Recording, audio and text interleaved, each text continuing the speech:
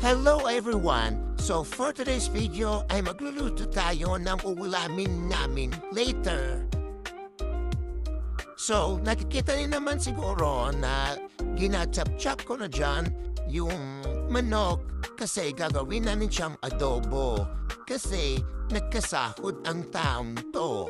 Bongga! Minsan na nga lang mangyari to sa amin kaya susulitin na namin talaga ang gantong mga nangyayari.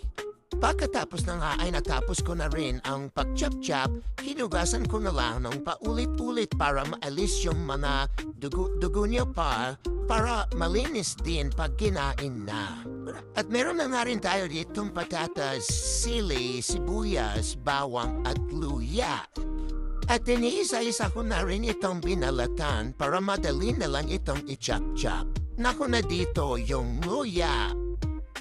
At agad ko namang isinunod balatan ang sibuyas at pinasagbosa ko na rin ang bawang.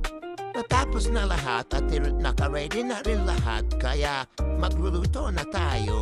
Ilalagay na natin ang ating kawali, painitin at lagyan natin ito ng kaunting mantika. Tapos bawang, haluin na mabuti para hindi masunog at isunod natin ang sibuyas at saka yung luya. At isunod ko na din ang ating manok. Fast forward na nga at ito na, nakulo-kulo na siya. Kaya lalagyan natin ng tubig. Tapos yung toyo and oyster sauce. A few moments later.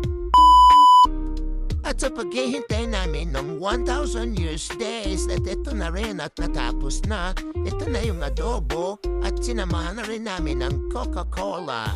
Ready na kami dyan kumain at ito na nga at kumain na kami, nagkwentuhan na kami, nagdasik. Yan lang, thank you for watching!